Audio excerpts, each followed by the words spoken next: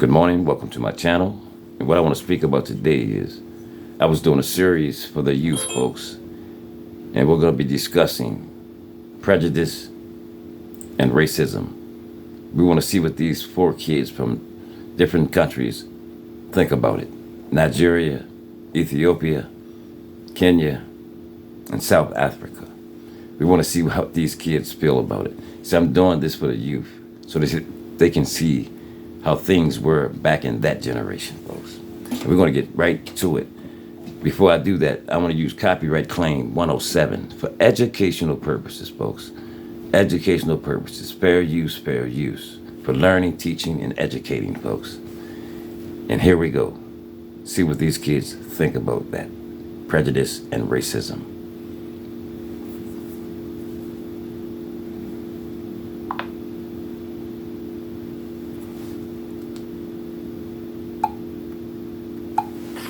Would it be unfair to ask each of you what your own prejudices are? How about you, Navy? Actually, I am prejudiced against the Italians, and I have been prejudiced against the Mohammedans. Since I arrived here, I have developed some new prejudices, and I never felt that I was a Negro till I came to this country.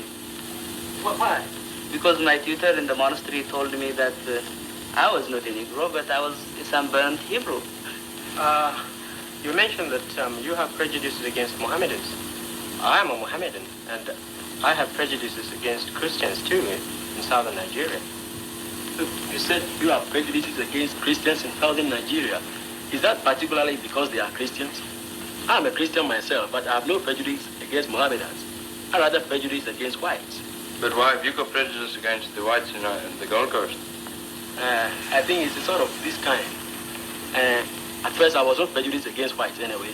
I was prejudiced against fellow Africans because I had some opportunities which some of the Africans didn't get. I was brought up in a city. I lived the Western way. I dressed the Western style, and I did everything Western.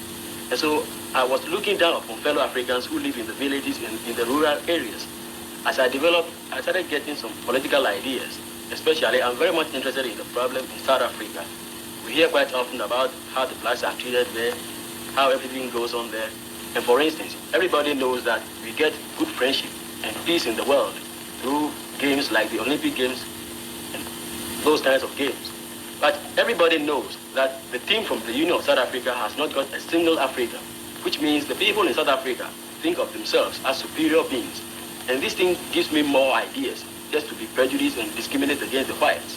And so I'd like you to explain to me some of the policies of the apartheid system and the basic idea to the logical conclusion. Well, in South Africa, one must realize this fact, overseas people especially, and that is that this is the first case in history that a white nation has settled itself in a black country. In the whole of Africa, there are 190 million Africans. See, these kids are all from different countries, but they're expressing themselves, people. Yes, they're expressing themselves. This was in 1956, folks.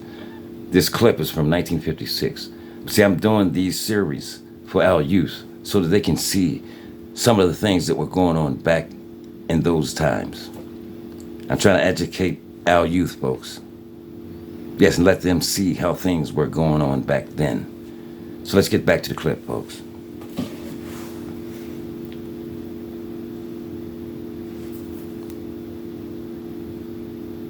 Africans, 190 million Negroes. Yes. And in Southern Africa, there are almost 3 million white people. That means less than 3%. Now, in South Africa itself, the blacks outnumber the whites there by 4-1. In the States here, they outnumber the white people outnumber the Negroes 8-1. For that reason, and for the reason, and for this fact, that one cannot ever draw a parallel line between the Negroes in South Africa and the Negroes in the States. The Negroes in the States are far above the Negroes in South Africa as far as education and civilization goes. Now, the government's policy of apartheid, that policy, the guiding principle of this policy is to help the non-whites in South Africa to self-realization in their own territories and within their own communities so that they can govern themselves gradually they'll be given more and more power to govern themselves.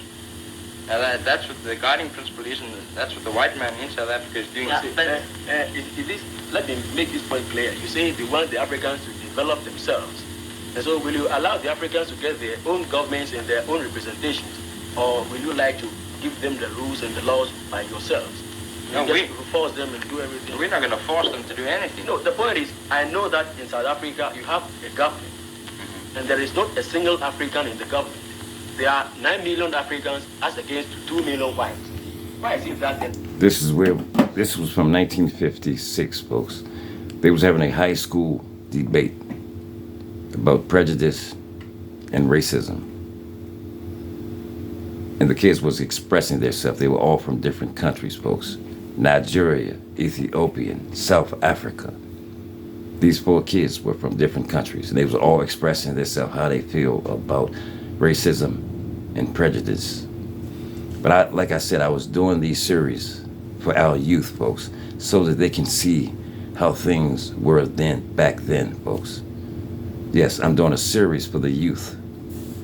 So if you like this work, folks, stay tuned. There'll be more to come. Thank you.